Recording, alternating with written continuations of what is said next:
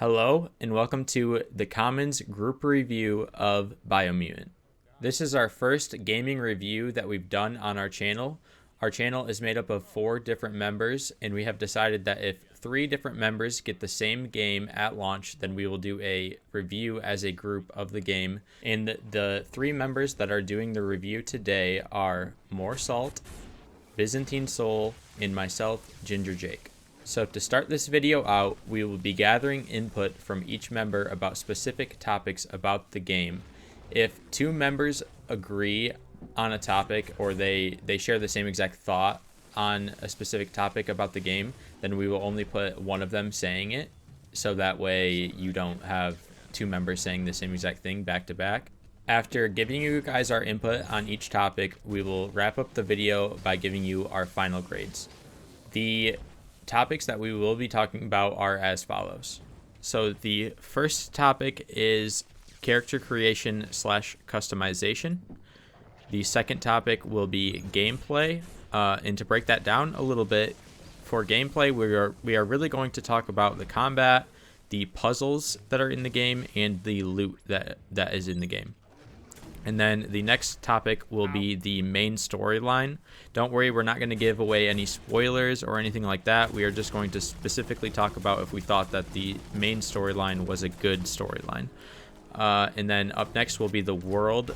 And for that, we will be talking about the NPCs, the side quests, and the lore, because we think that those 3 things are really what fills out a world. And then up next will be the UI, menus, and map. These all kind of jumble into the same category because they are all basically the same thing. And then after we finish up that topic, we will jump into the final grades for the game. All right, let's get into it now. Okay, I did it. Oh my gosh. So we had a whole topic planned for race class combos. We were going to tell you guys how we all pick different races and different classes, and then tell you how these different races and classes affected us differently throughout the game. But as it turns out, they did not affect us differently at all. We all experienced the game the same way, and that was very, very disappointing to us because the character creation really felt like it didn't matter. We still have a lot of input about the character creation and customization, which is the topic we will be jumping into now. But just know that unanimously we thought that the actual customization didn't affect our gameplay at all, and that is the part that we are mostly disappointed about. Personally, I don't like character creation, but I do respect the attempt at simplicity. I do like the coloring, I do like the races and classes and idea behind them, but the actual changes, the attributes, the little wheels that you use to choose your character are easier to sift through than a bunch of sliders. But ultimately, I would have liked more control over what the character was from the start. Personally, I just didn't like it, but I do respect the attempt at simplicity. I enjoyed the character creation overall. I thought it was a solid character creation. Very, very passable. There's many games where, it's very shitty, honestly. And this one is not one of them. I feel like we all made characters, and they're probably very different than each other. I haven't even seen their characters, but just based on the character creation, I would say they're very different. I tried to make mine cuter. Jake's is probably ugly as hell.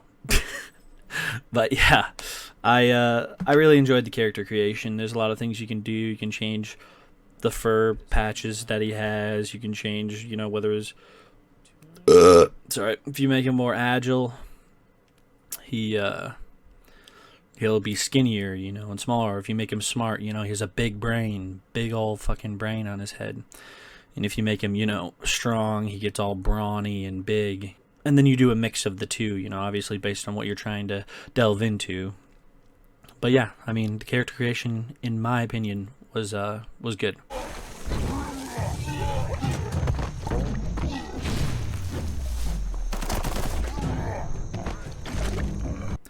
Another thing I liked was the crafting.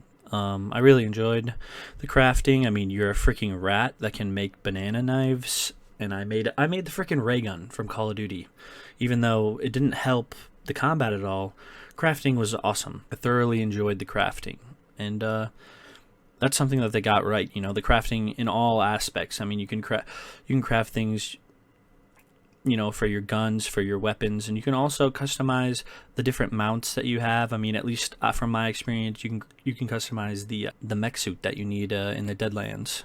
So yeah, I mean, the customization in general was very good in this game. Crafting didn't really help with the combat for me. I mean, it helps somewhat because, hey, at least I'm a rat with a fucking banana knife or a ray gun. That's sweet, you know? But the combat was ridiculously repetitive. It takes way too long. The enemies are all bullet sponges. And I just found myself only wanting to fight the people that I needed to fight. Like, just needed badly to fight. Otherwise, I was just avoiding physical contact with anyone. But yeah, I mean, the enemies were bullet sponges. It was not a good experience. The hits that you are doing when you hit someone, it doesn't feel satisfying. It feels like they aren't even affected by it. They can still swing on you while you're swinging. And there's not really any kind of stunning in the game. So, I mean, personally, the combat was unsatisfying and repetitive for me. There were some cool aspects to it. I really liked the fist fight stance. And some of the gun stuff was fun, but I think I give myself arthritis from tapping the trigger way too much. But yeah, I mean, the combat was a big down part of the game for me, honestly. It's probably what made me just really be angry towards the games at points, because it's not very hard, it's repetitive, and the enemies take way too long to kill for it to be that repetitive to where, you know, I'm just constantly hitting the same buttons, trying to do the same moves, because you're trying to build up the stance that they have. I don't even remember what it's called, but if you do 3 consecutive like special moves you can unlock, then you unlock this stance where you can go ham on them. Except for in the stance, I mean, at least for me, the stance was super buggy. I couldn't even tell if I was hitting people half the time. And one of the times I just fully wasn't hitting them. And it was just like, I don't know. It wasn't very rewarding getting to the stance because it doesn't feel like you do a ton more damage when you're in it. I mean, maybe that was just my personal problem, but for me, it didn't feel like I did a ton more damage while I was in the stance. So it kind of just felt like, why am I trying to get to it? To start, I noticed a lot of wonky out-of-combat animations. There were times where the character just started doing random things. The animations for opening doors, stuff like that. There were also a few bugs where things were happening that the character was not experiencing. For instance, when I was fighting one of the early enemies in the game, it went to pick me up, and it picked me up and went halfway through the animation, and I was still lying on the floor, on the ground, and then zapped up to where it was picking me up. A lot of stuff like that happened. In the middle of combat, the animations themselves look fluid on the surface, but once you sort of look at them, they look all sorts of jank. There's lots of weird stuff happening, body clipping, attacks not hitting, enemies not taking damage even if you are literally inside of them, like I was at one point. Stuff like that adds to the jank of the game. The combat. The enemies might look different, but they are all the same. It makes upgrading and crafting, and sometimes even fighting at all, completely useless. Which is a shame because crafting is one of the best, most fun, and engaging parts of the game. Literally, you can do the same thing for every single enemy. The hits for the guns and the melee weapons, and most of the psionic powers that I experienced in the time that I played, are not satisfying to use. There's no hit feedback, or very little hit feedback. The parrying is hit or miss. The markers show up sometimes, they sometimes don't, and most of those things don't really combo into each other, minus the pre-scripted combos, which I had almost all of them unlocked from the beginning of the game. Yeah, and I have a feeling that even on hard, these fights would be very easy. The style of the gameplay is very much trying to be an action game, an action single-player game, something like Devil May Cry or Bayonetta or Metal Gear Revengeance, or even something like Final Fantasy VII Remake, but it fails on all counts. It has no style, no personality. All the opponents do the same thing. There's no challenge, there's no real learning going on in the combat. It's just not satisfying to hit stuff. Yeah, and there's no personality to the combat. which means that crafting and looting and, you know, customization that the game does offer in abundance is ultimately useless. It doesn't really matter if you shoot somebody with a gun that does, you know, some lightning stuff or some radioactive stuff. It really doesn't matter. So the puzzle system in the game really sucks. As far as all of them go, they all are just lining up these yellow and white lines, and then that's it. If you mess up, there's no consequence. You just get to restart.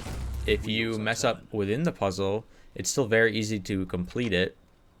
I honestly think that the whole game could have went without any of these puzzles, and in the place of the puzzles, they could have just put switches in that you just click one button on and then it happens, and it would have been the same exact effect, and it wouldn't have wasted so much of my time doing these silly, ridiculous puzzles. So I really love the loot system in the game, mainly because there is such a large variety of loot, and you also get loot so often. As far as the loot goes, there are health packs, there are energy packs, and then there are clothes items, weapon items, clothes mods, weapon mods, clothes parts, and then weapon parts. And there are weapon parts for melee and ranged. And then there are also a ton of different rarities that you could find. So this is one of my favorite loot systems I've ever played with.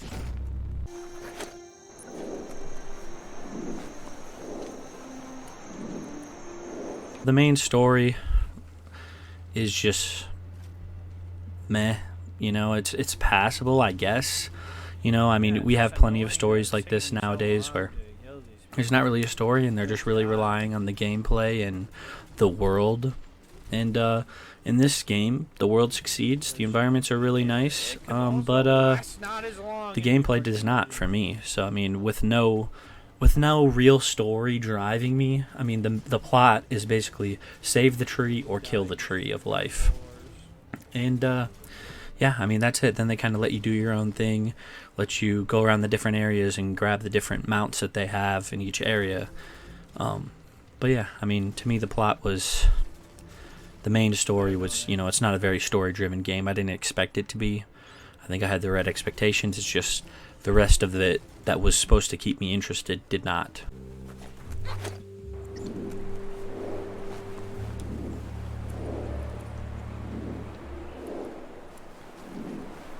Most of the environments look great, especially when you're moving through them and not paying too close of attention, but you will notice as you go through certain areas that there are some texture issues, especially if you're not moving and you're just standing and looking at stuff.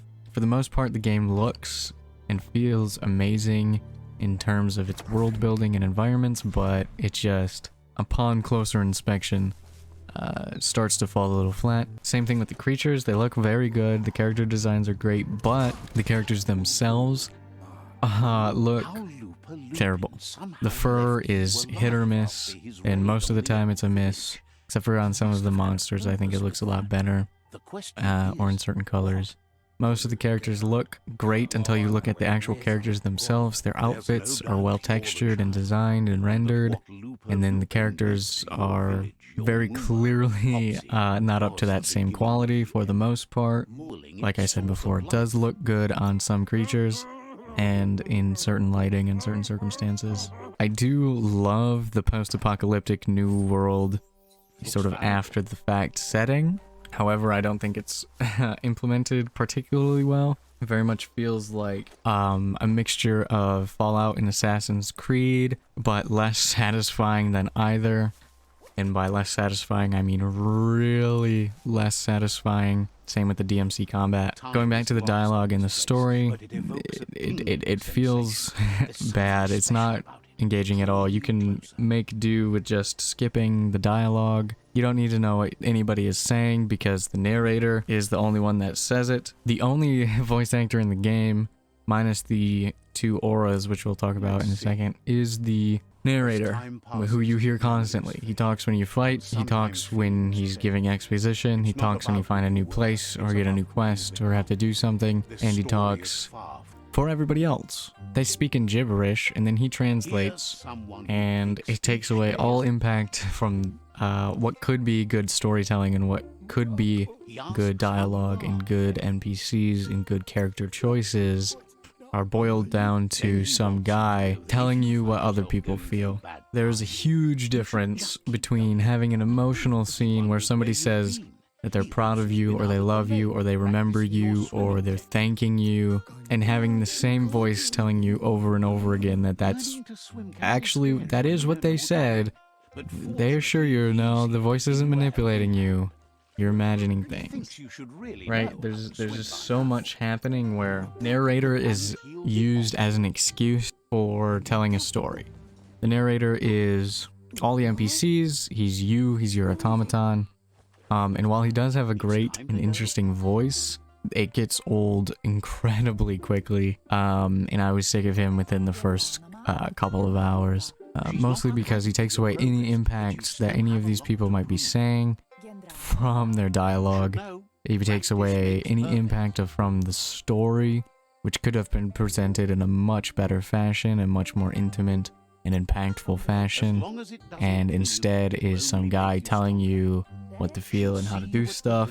There's so much telling me what to do, what I'm supposed to be feeling, what the plot is supposed to be. Even the narrator has to tell me what the people are actually saying rather than getting to experience any of that for myself. I found myself skipping dialogue because it's not engaging, even when it is well written. There's no reason to care because of the things that I've mentioned previously. Now, moving on to the other stuff, aura and dialogue choices don't really matter. Like I just mentioned, the path of least resistance seems best. Just get through it as quickly as possible. And it's a real shame. It's okay and almost serviceable to try to get through certain parts of a game as fast as possible because you're not enjoying them, because there's not enough content or enough reason to care. But when it's the same for your morality choices, for your dialogue choices, and for the combat, I just found myself incredibly bored during this first session of play. Both the light and dark voice that you sort of hear as you sort of meet these little creatures, they're both annoying and boring. They're very stereotypical light and dark type of things. Most of the morality choices are very extreme. To either be a complete saint or, commit mass genocide, and there's no in between, and there's no reason to really care about any of those choices anyway, so just pick one. Most of the quests, both the main plot and the side quests, amount to go here, kill this thing, find this thing, come back. However, I will say that exploration in the games is amazing. Walking around through the environments is great. Looting chests that you find, looking at stuff is awesome. Trying out different paths, using the variety of mounts that they provide you. Going back to the narrator, I got pretty fucking tired of constantly losing control of the camera, or constantly losing control of the game, so the camera could zoom in on a place I was already looking at and walking towards, so the narrator could steal the spotlight and tell me something he could have said while I was still walking around. He clearly has not heard of ambient dialogue, and I got tired of that within the first hour, but I forgave it because I thought it was just in the tutorial. And by the time I finished, I realized, no, this happens constantly, and it really is another aspect where breaking my immersion seems to be the priority of this game, is just for the players to not care about what's going on. To add on to something that Byzantine Soul said there, basically with a morality system, you have to pick one side or the other, and it is so extreme one side or the other. I let this guy out of this cage. He asked me to help him further. I told him no, and then my character punches him in the face. And I didn't tell my character to do that. I had no control over that. My character just did it because I didn't want to help the guy. So I really wish that the game let me decide whether or not I wanted to punch him in the face for no reason at all. So while it is really funny that I did punch him in the face, I wish that I had that kind of control. And then with the NPCs, they are super, super lifeless. They don't say anything, they just mumble. So I really hate that aspect of the NPCs, but Byzantine Soul really already went over that. And then with the lore in the game, the lore isn't bad, but it is kind of boring a little bit. The way that it is presented to you is kind of cool. The narrator kind of just talks over these posters that you observe, and then you kind of learn some of the history of the world. All in all, it's not a super bad system, so I'll just give it an above average grade on it. As far as the side quests go, they really kind of suck. Most of them, again, Byzantine Soul kind of already went over this a little bit, but most of them are just go here and collect this and bring it back, and there's not really any enemies in between, or some of them are just go here, kill this guy. The guy is super easy to kill, and then you come back, and that's really all it is. A couple of them were literally I just go into a tunnel, I get something out of the tunnel, and I come back. No anything else. I just follow the quest marker to the spot, grab something, come back, and it takes forever to do it because the world is very large, and it's just super annoying to have to go over these side quests. There are a million of them, and you just have to go in and do essentially nothing and then get very little reward for doing them. So I just wish that the side quests really actually filled out the world more, maybe actually dealt with some more of the NPCs. But again, the NPCs are super boring and lifeless, so there's not really anything else that would have made the side quests better, because the side quests would have still felt as empty as they do. But yeah, I mean, like I said, it's a really bad side quest system. While there are a ton of them, they are all very, very boring.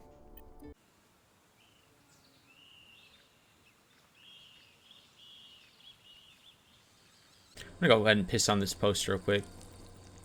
Let's see. Okay, as you just saw, I pissed on that signpost, and then it revealed a part of the map, and that is literally what just happened. Basically, you piss on a signpost, and then the fog of war on that part of the map disappears, similar to a viewpoint in Assassin's Creed, and I love that aspect of the game. It is super unique, and it's probably never been in a game before, but other than that, the map itself is awesome. It's a top-down, basically live view of the map, and everything in it is super realistic. Like the textures are fluent. The water has waves, and then you can see like the green areas are areas that are like environmentally stricken. It is just done super well, and the menus are also done very, very well. This is, if you're playing on controller, that screen right there was when you push pause. That is beautiful. There's artwork behind it and everything. And then going through these menus is very simple. You have inventory, gear, craft, outfits, and automaton, and everything is labeled perfectly. It is not difficult to find anything within these menus. My only gripe is that once you go into the character menu, there's also a character tab, and it's confusing. So that is literally my only gripe with the menu system.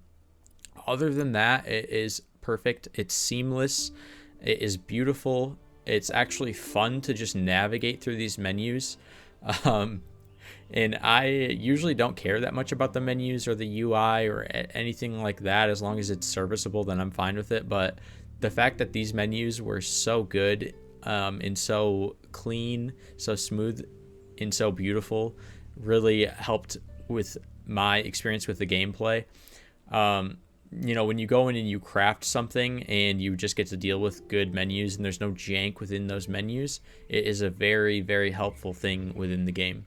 So the menus get an A+. Like, the menus were awesome.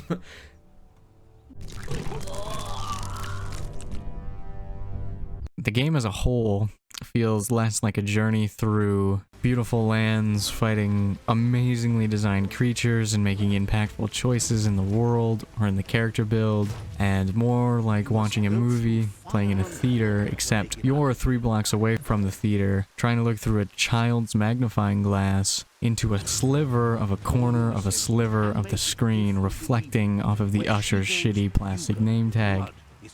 There's really a lot to not like about this game. For me personally, who places value on story, on characters, on meaning, if I don't have a reason to play a game, I'm not going to play that game. My final thoughts are that BIOMUTANT, not a bad game by any means. and there were fun moments, but for the majority of the time I spent playing, I wished I was doing something else. There are plenty of indie games, middle market games, and other games developed by small teams that have, you know, a similar amount of jank in them, but are far worth more of your time and money and your investment in any way. Sure, the environments might not look as good as Biomutants does. You know, some of the creatures might not be the same design, and certainly the crafting system is probably not present in those games, but you'll probably have more fun playing them if you're anything like me. And you definitely won't be paying $60 for something you don't enjoy, or you won't enjoy. Byzantine Souls final grade for Biomutant 2021. That's me, I'm Byzantine Soul. My final grade is 6 out of 10. Unfortunately common. Alright, now that we are on the final grades and final thoughts portion of the video, I would like to tell you guys I have not beaten a single player RPG in about, I don't know, 6 or 7 years probably. It's been since Assassin's Creed 4 Black Flag. That's the last one I beat, and I beat it when it came out. So however long it's been since that game came out. So to me, everything in Biomutant felt really fresh and new, but I'm not sure if that's just because I haven't actually played through a single player RPG in so long, or if it's because it was actually fresh and new. But with that aside, I would say that the game was pretty good. It definitely, I don't know, it wasn't good, but it was playable. It's not a game to where you're just gonna throw it in the trash. It's a game to where you can play it, and you can play it to completion.